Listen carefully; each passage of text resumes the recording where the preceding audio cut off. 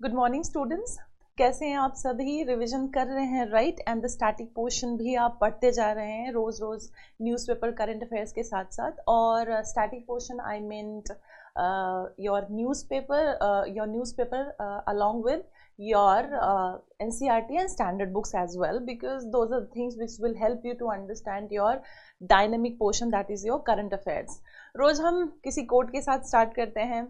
आज मैं आपसे यही कहना चाहती हूँ that be your own guide, और we are here to help you, to facilitate you and to easen up your process, easen up your understanding of the things. But ultimately it is you who have to read the things and revise the things. The toughest part, that I guess, it starts with the revision. आप एक बार पढ़ लेते हो anything new when you read, you like it reading, but when it comes to revision, that becomes monotonous. That's where the real battle starts. So never ever be pressurized, or never ever be bored of this revision. Do not go in the trap of monotony feeling. आपको revision करना पड़ेगा, number of revision देना पड़ेगा, जिससे चीज़ें आपके दिमाग में रन करते रहें। तो जो पिछला हम न्यूज़पेपर के थ्रू करते जा रहे हैं, आप उसको रिवाइज करते जाइए, क्योंकि जो भी आर्टिकल्स हमारे सब्सिक्वेंट डेज के न्यूज़पेपर में आते हैं वो अक्सर रिपीटेड होते हैं, तो आपको हेल्प करेगा अगर आप अच्छे से रिवीजन करते जा रहे हैं। So let's start with the content जो भी आज हम न्यूज़पेपर के थ्रू कवर करने वाले हैं। दैट इज फर्स्ट जो आर्टिकल हम कवर करेंगे, that is retail inflation rose to 5.7% in December. Page 1 पे आप टिक कर लीजिए। All right. उसके बाद जो सेकेंड आर्टिकल हम पढ़ेंगे, SC refuses to stay law on CEC election commission. जो फर्स्ट वाला आर्टिकल, उसमें हम ये जानेंगे कि what do you we understand by retail inflation, and then हम समझेंगे होलसेल इन्फ्लेशन क्या होता है। उसके बाद हम जानेंगे कि जो इन्फ्लेशन होता है उसका मेजर कैसे होता है, इन्फ्लेशन का मतलब क्या होता है, what are the types of inflation. Next article में हम जो इसमें कम समझने की कोशिश करेंगे वो है कि किस तरीके से चीफ इलेक्शन कमिश्नर का अपॉइंटमेंट होता है, इलेक्शन कमिश्नर का अपॉइंटमेंट होता है, उसके जो अपॉइंटिंग बॉडी है उसके मेंबर्स कौन कौन से होते हैं, वो जो मेंबर्स हैं वो कहाँ, how what constitute that bodies, तो उसका ओवरऑल इशू क्या है, और कौन सा लॉ है जिसको सुप्रीम कोर्ट ने रिफ्यूज किया स्टे करने के लिए, because it says that how can we stay a statute brought by legislators. तो हम ये समझने की कोशिश करेंगे। Next, census records 27% increase in water birds. PT pointer है काजीरंगा नेशनल पार्क के बारे में हम थोड़ा सा समझेंगे। नेक्स्ट आर्टिकल पेज नंबर 12 पे जाइए, market, and that will be Lok Sabha privileges panel calls for revoking suspension of 3 MPs।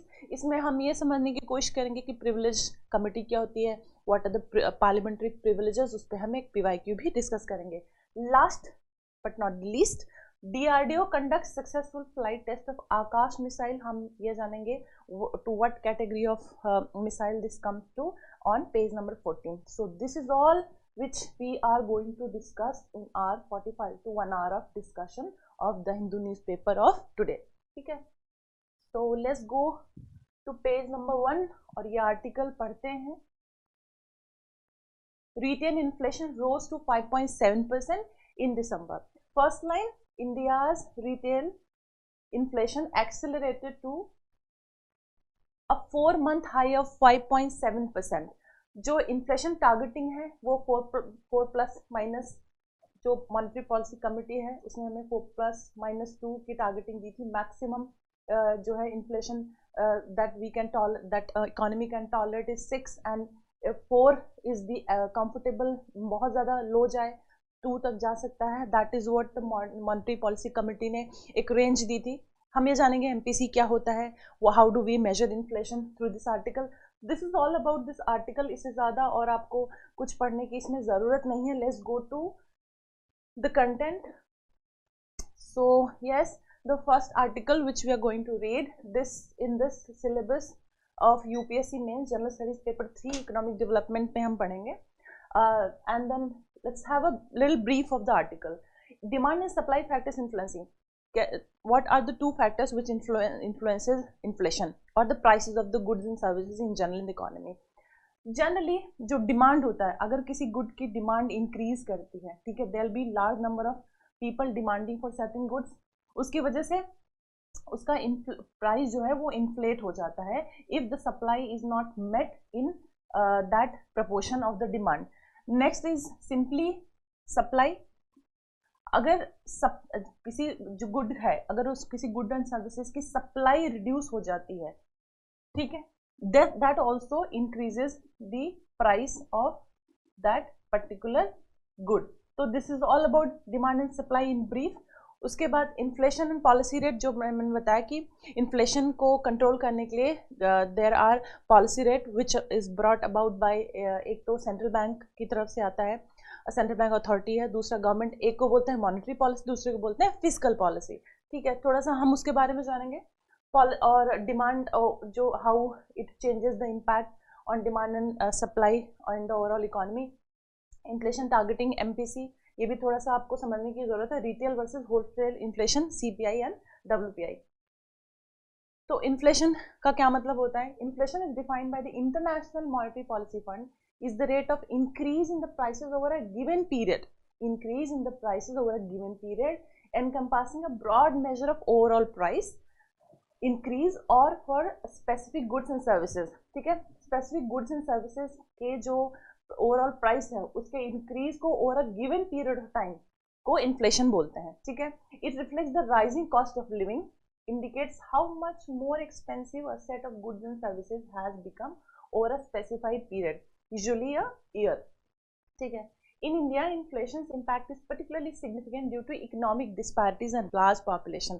मतलब जो economic disparity है, high inequality है इंडिया में, उसकी वजह से जो inflation का impact होता है that is felt much more than other countries. This is about that.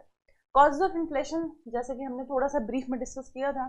Demand side inflation is one cause of the inflation. It says that is caused by high demand and low production or supply of multiple commodities create a demand supply gap. Demand supply gap create कर देता है जब there is high demand of particular good or there is supply of multiple commodities, which leads to a hike in prices due to increase in consumption. Also increase in exports, increase in exports which undervalues rupee. अगर जैसे आप ये जानते होंगे जब export बढ़ता है तो it leads to undervaluing rupee. ठीक है, so this is talking about that. Also the excess circulation of money leads to, excess circulation of money leads to undervalue. कैसे होता है जब एक्सपोर्ट करते हैं? when we are exporting goods or services. ठीक है, so there will be influx of the more people will pay through the Indian, जो हमारी इंडियन रूपी है उसकी डिमांड बढ़ जाएगी. बिकॉज एक्सपोर्ट्स में क्या होता है, जब हम एक्सपोर्ट करते हैं we will get foreign exchange. ठीक है, it will be paid by the currency of that particular country where we are exporting. उस जब वो करेंसी यहाँ पे आती है that has to be converted Indian rupee. Indian rupee की डिमांड बढ़ जाएगी और जब डिमांड बढ़ जाएगी, बहुत ज़्यादा जो है मनी सर्कुलेट होने लगेगा मार्केट में, तो that under values the currency की जो वैल्यू होती है. That is it is about that part. Also excess circulation of money leads to inflation as money loses purchasing power. With people having more money they tend to spend more, which causes increased demand. ठीक है, so this is how demand side of the inflation is. Supply side, cost push inflation is caused by shortage of factors of production like labour. Factors of production कौन कौन से? Land, labour, capital, entrepreneurship. उसके बारे में वही बोल रहा है कि जिसकी शॉर्टेज होती है it also leads to cost push inflation. Also due to artificial scarcity created due to hoarding. Hoarding मतलब क्या होता है कि जो गुड्स हैं उनको मार्केट में रिलीज ना करने के बजाय जो प्रोड्यूसर्स होते हैं उसको अपने पास रख लेते हैं एक्सपेक्टेशन में कि इसकी जो प्राइस है वो और बढ़ेगी तब हम उसको सेल करेंगे मार्केट में. उसको होर्डिंग बोलते हैं. That also is one of the factors for cost pull inflation. For example, Brent crude prices crossed $65 per barrel in May 2021. So this is one of the examples आप quote कर सकते हो जब cost pull inflation की बात करते हैं. Inflation is measured by, how do we measure inflation? Which authority measures the inflation? Central government authority, which is in change of adopting measures to ensure the smooth running of the economy. In India the ministry of statistics and programme implementation, ये PT pointer है, थोड़ा सा इस पर ध्यान दीजिए. measures the inflation. RBI through its monetary policy committee, okay, controls inflation with its tools to control money supply in the market, right? Ways to measure inflation ये जान लीजिए थोड़ा. The two primary indices जो inflation measure करती है वो CPI है और WPI है. दोनों में डिफरेंस क्या है ये बहुत ही ज़्यादा इम्पॉर्टेंट है. प्रीलिम्स के लिए भी, मेंस के लिए भी डायरेक्ट क्वेश्चन आ सकता है. थोड़ा देखिए दोनों में डिफरेंस क्या है. It is a key indicator of CPI, Consumer Price Index, is a key indicator of inflation that measures change in the average retail prices, change in average retail prices paid by consumers for a basket of goods and services. मतलब जो retail होता है, जो हम as a consumer जो छोटी मोटी चीज़ें खरीदते हैं, चाहे वो गुड्स हो सर्विसेज हो, जो कंज्यूमर लेवल पे, इंडिविजुअल लेवल पे जो प्राइसेस और इन्फ्लेशन की बात की जाती है उसको हम रिटेल बोलते हैं. होलसेल मतलब जो थोक भाव में खरीदा जाता है उसको हम होलसेल में रखते हैं. होलसेल प्राइस में हम सिर्फ गुड्स की बात करते हैं, सर्विसेज इसमें इंक्लूडेड नहीं है. इसलिए we have switch to CPI based inflation measure because it includes both the goods and services. This is about this. तो बेस ईयर क्या है CPI का? 2012 है. It measures the average change in the price of goods at the wholesale level from the perspective of producer and businesses. मैंने बोला ये consumer के perspective से बात किया जाता है, बट यहाँ पे हम प्रोड्यूसर और बिजनेसेस की बात करते हैं क्योंकि वो होलसेल में बाय एंड सेल की जो है एक्टिविटी में इन्वॉल्व होते हैं.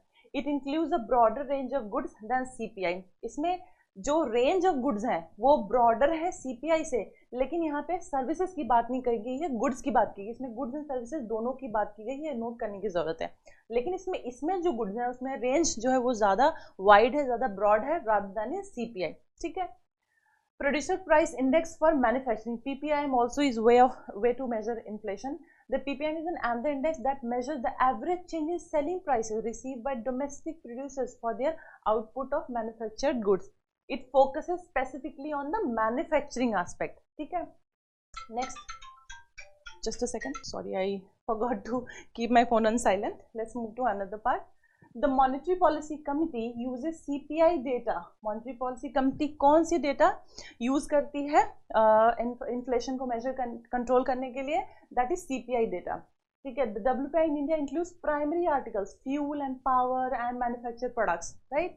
In India, there are different CPIs that cater to specific population group. क्या है category? CPI IW, CPI AL, CPI RL. ये सिर्फ ब्रीफ में थोड़ा आप याद रखिए कि कितनी कैटेगरीज हैं CPI के.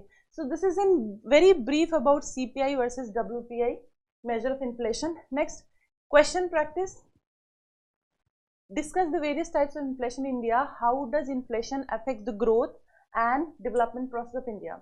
Suggest some policy measures to achieve price stability and low inflation in India. तो इसमें क्या बताना है? आंसर में पहले आप स्टार्ट करिए, थोड़ा इंट्रोडक्शन दीजिए, what do you mean by inflation. ठीक है. उसके बाद how does inflation affect the growth and development. इसमें आपको positive and negative of inflation बताना है. ठीक है. नेक्स्ट पार्ट में आपको सम पॉलिसी मेजर्स जिसमें आपको physical policy and monetary policy के बारे में बताना है, how it tries to control inflation. That's how, and you have to just conclude with certain recent developments in terms of inflation. That's how you conclude your answer in this. Next article जो reference में है हमारे आज, which we'll be reading is SC refuses to stay law on CEC. EC selection issues notice to government. ठीक है. इसको पढ़ेंगे हम आर्टिकल को, because this article is important to be understood by you. The Supreme Court on Friday declined to stay a new law which brushed aside a top court judgment to include the Chief Justice of India as a member of high-powered selection committee to appoint the Chief Election Commissioner. ये जो अभी इस line में बोल रहा है, जो supreme court ने एक लॉ आया था, एक स्टैट्यूट आया था जिसमें there were changes in the members who will be part of a body who will be selecting CEC and election commission members. तो उसके खिलाफ एक पिटीशन फाइल की गई थी, and Supreme Court said that we cannot put a stay on a statute which has been brought by legislator. हम उस law के बारे में आगे पढ़ेंगे डिटेल में, अभी सिर्फ इस आर्टिकल को समझने की कोशिश करिए. And then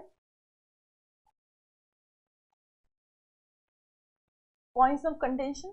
The CEC and other election commissioners appointment conditions of services and terms of officer Act 2023 इसी लॉ की बात कर रहा था सुप्रीम कोर्ट, जो डिनाई कर दिया है स्टे करने के लिए. Has diluted the supreme court judgement by replacing the Chief Justice of India with a Union Cabinet Minister. Do not worry, we'll be taking this act in detail and its features. Highlights, points of contention. A look at what the section 7 and 8 of the CEC and other election commissioners appointment condition of services and terms of office act यहाँ पे detail में बताया गया है. We will read this through our separate PPT. What is the background of this entire article? ठीक है. The Supreme Court in March 2023 ruled that the CEC and the EC will be appointed by President of India. Who ruled? Supreme Court. That it will be appointed by the President of India on the advice of a committee consisting of Prime Minister, Leader of the Opposition in the Lok Sabha and Chief Justice of India until a law is enacted by Parliament on their appointment. The ruling emerged from 2015 public interest litigation challenging the appointment process. ठीक है, ये contentious issue था जो कि 2015 में rise हुआ था. उसके बाद the judgment by a bench led by justice K M. Joseph came in 2015 PIL public interest litigation challenging the constitutional validity of the practice of centre appointed member of the election commission in 2018. ये थोड़ा हम background में development की बात करें, कैसे 2015 में what happened and then what were the issues talked in 2018. A two-judge bench of Supreme Court referred the case to a larger bench since it required a close examination of Article 324 of the Constitution. Prelim PT pointer Article 324. Article 324 किससे related है, क्या कहता है? Go through your whatever book you're referring for polity, उसमें देखिए Article 324 क्या है. Article 324 Clause 2 के बारे में पढ़ते हैं. It reads, Election Commission shall consist of Chief Election Commissioner. ठीक है, इलेक्शन कमीशन जो है that will consist of CEC and such member of other election commissioner if any, as the president may from time to time fix and appoint, and the appointment of the chief election commissioner and other election commissioners shall be subject to the provisions of any law made in that behalf by parliament. तो मतलब जो है अगर कोई provisions through law आता है which is made by the parliament, that thing will change the appointment process. तो ये पार्लियामेंट के हाथ में है. Article 324 clause 2 says about it. तो आगे क्या होता है? Since no parliamentary laws were enacted as per prescribed Article 324 of the Constitution, the court stepped in to address the constitutional vacuum. Article 324 clause 2 talked that there will be certain provisions brought about by parliament, but no such law was passed by parliament. So Supreme Court as the judiciary stepped in to fill this constitutional vacuum. उसमें बोला गया अब there was a bill brought. ठीक है, the bill sought to address this vacuum and set up a legislative process to make appointment to the EC. अब जो CEC and other election commissioners हैं, appointment conditions of the services and term of, अब ये recent context की बात कर रहे हैं जो एक्ट आया है. ठीक है, अभी तक तो ये था कि आर्टिकल 324 के बारे में हमने पढ़ा, फिर कैसे there was no statute brought about, Supreme Court जो है जुडिशरी स्टेप्ड इन करता है to fill the constitutional vacuum.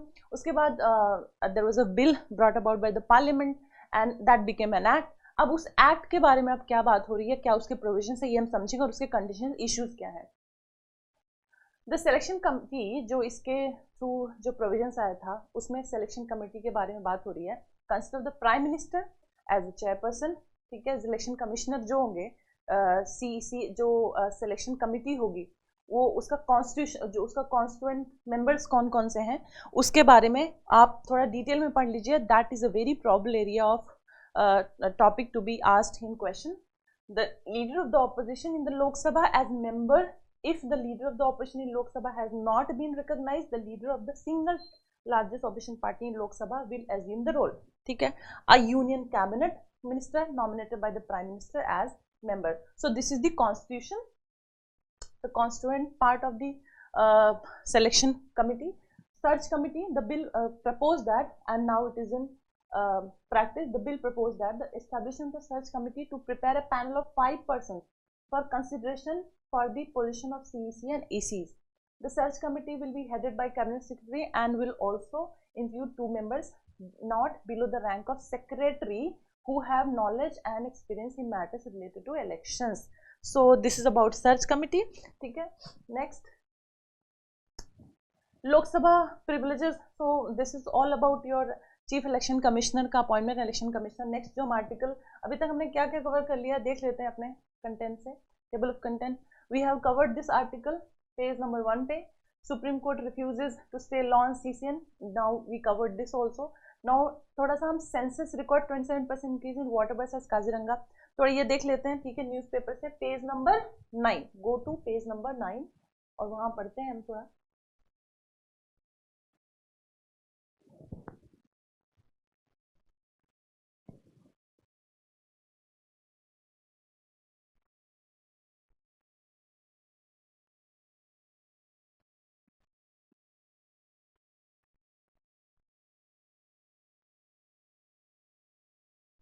ठीक है, census record 27% increase in water bodies as at Kaziranga, ठीक है। The Kaziranga national park and tiger reserve known as the safest address of the greater one horn rhinos. Kaziranga किसके बारे में जाना जाता है? वन हॉर्न राइनोज के बारे में जाना जाता है। This is PT pointer, please note it down. उसके बाद जो लाइन है which you have to highlight, the census was conducted simultaneously, there was census conducted, and it is talking that 115 water bodies in 3 divisions of the reserve, eastern Assam wildlife, Nagaon wildlife and Bishwanath wildlife, ठीक है। So this exercise is brought by environment and forest thing, so this is just about it। Kaziranga national park कहाँ है? असम में, आप ये जानिए, और which is this is known for one horn rhinos. तो मैं आपको सिर्फ इतना दिखाना चाहती थी इस आर्टिकल से।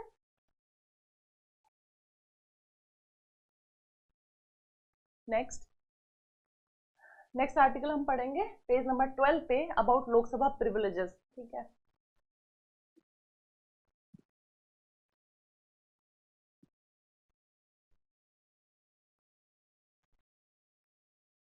आपके लिए साई ऑफ रिलीफ है, there is not much to read on the editorial page, सीधा पेज नंबर 12 पे जाइए।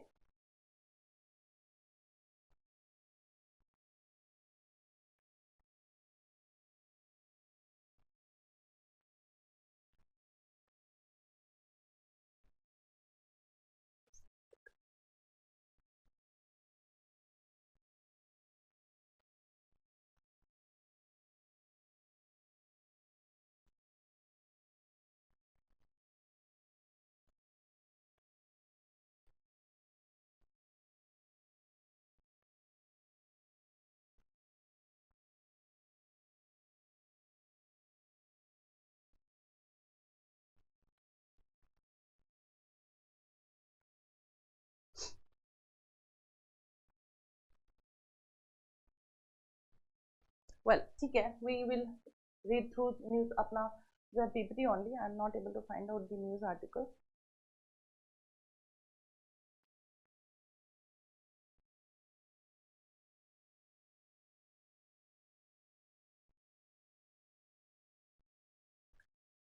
Lok Sabha privileges panel calls for revoking suspension of 3 MPs. Please find it on page number 12. हम थोड़ा parliament privileges के बारे में पढ़ेंगे यहाँ पे। पार्लियामेंट प्रिविलेजेस क्या होता है and what are the parliament privileges committee, उसके बारे में बहुत इंपॉर्टेंट सिग्निफिकेंट टॉपिक है, ये पूछ सकता है एग्जाम में, आप थोड़ा इसके बारे में पढ़ें। तो parliamentary privilege refers to rights, immunities and exemptions enjoyed by parliament as an institution and MPs in their individual capacity, without which they cannot discharge their functions as entrusted upon them by the constitution। जो MPs होते हैं, ठीक है, and parliament as whole as an institution, they have certain functions to perform. अगर उन functions को perform करने के लिए उनके पास कोई उनके फ्रीडम को और उनके राइट्स को प्रोटेक्ट करने के लिए कोई प्रोविजंस नहीं है, तो how they will function freely, properly. इसलिए उनको कुछ पार्लियामेंट्री प्रिविलेजेस दिए जाते हैं जिससे they can perform their functions properly without any fear.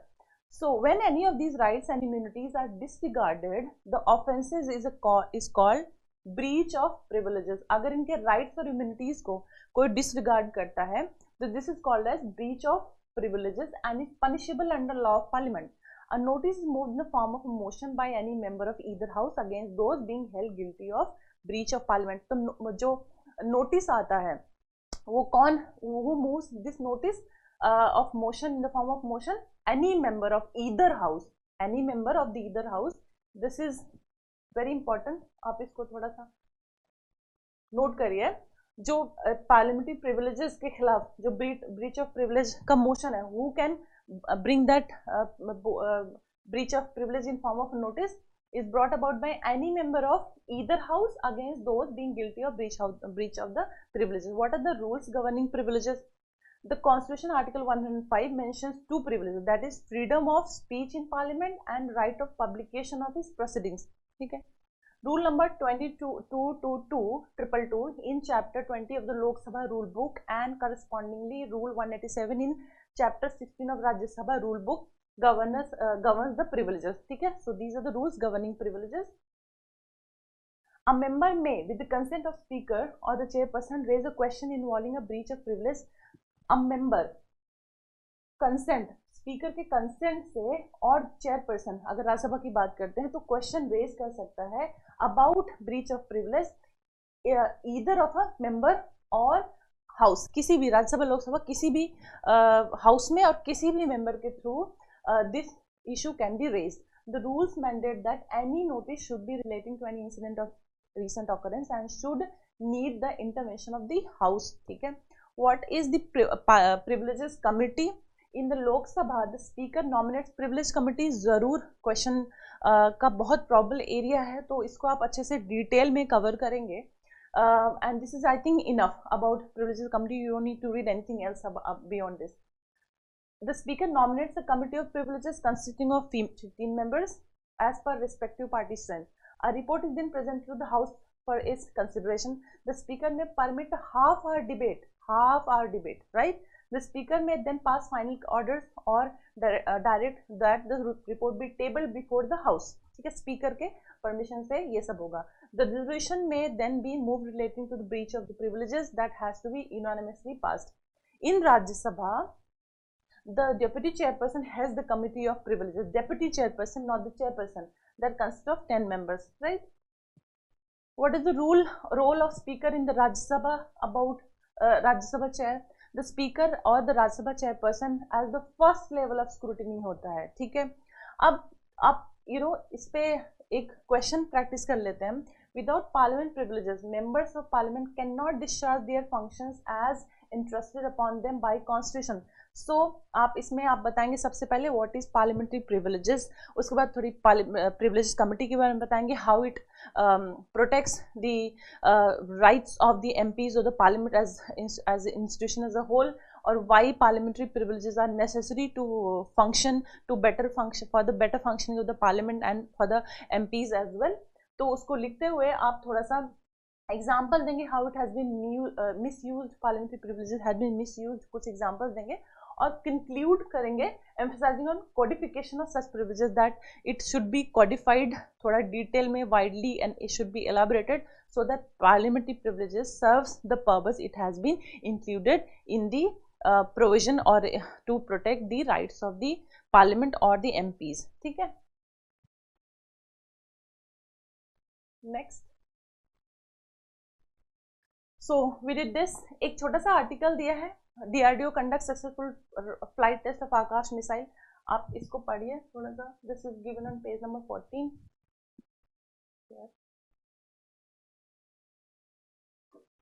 The DRDO conducted a successful flight test of new generation आकाश. तो आकाश का जो type of which type of missile is this? Surface to air missile. ठीक है, surface to air missile from integrated test range Chandipur, ठीक है, Odisha. So this is a PT pointer I wanted you to note. Next it says that it has validated the functioning of the complete weapon system consisting of missile with indigenously developed radio frequency seeker, launcher, multifunction radar and command, control and communication system.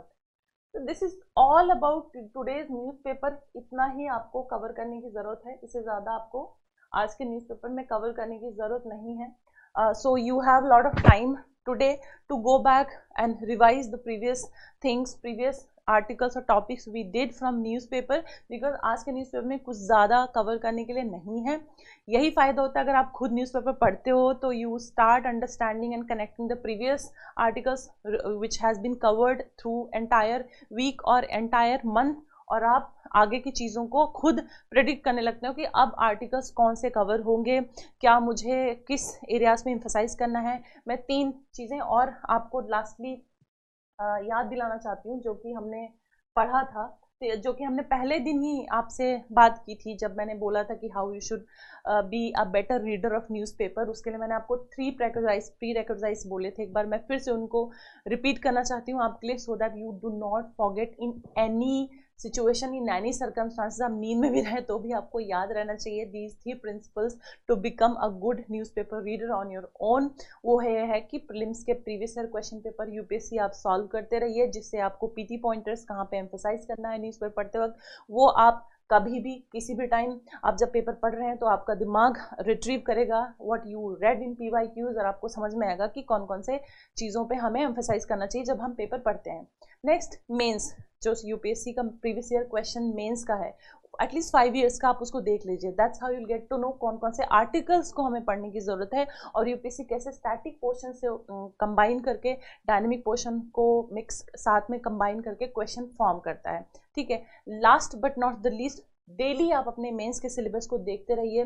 Mains syllabus देखने का ये फ़ायदा होता है कि आपको ये समझ में आता रहेगा कि you know how the topics given in newspaper are important, article जो कवर हो रहे हैं वो इम्पॉर्टेंट हैं, और यूपीएससी के सिलेबस के किस पार्ट से वो आर्टिकल हमारे लिए सिग्निफिकेंट हो जाता है। तो ये 3 चीज़ें आप साथ साथ में करते रहिए, और irrespective of any sources, any platform, from any platform you're reading your conventional portion, do not forget to read it on your own। Self study बहुत इंपॉर्टेंट होता है। जब आप घर जाते हैं अपनी क्लासेस करके, या जो भी चीज़ें आप पढ़ रहे हैं, जो भी जहाँ से भी आप हेल्प कर रहे हैं, जब घर पे जाते हैं आपकी सेल्फ स्टडी ही है जो आपको सिलेक्शन दिला सकती है।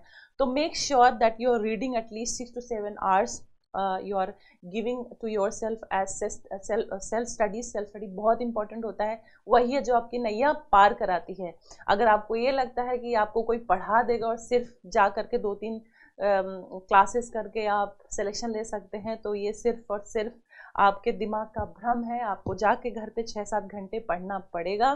So with this note, with this emphasis on 3-4 things which I repeated, which I have been saying throughout my sessions, I wanted to again remind you that what is needed for you to do every day to get selection in UPSC, जो आपका purpose है, जिसकी वजह से आप इतने सारे resources, चाहे वो टाइम हो, मनी हो, लगा रहे हैं। ठीक है, तो अच्छे से न्यूज़पेपर पढ़ते रहिए, रिवाइज करते रहिए, devote 6 to 7 hours of self study, and that is all is required to succeed in this examination. I wish you all the best. See you tomorrow.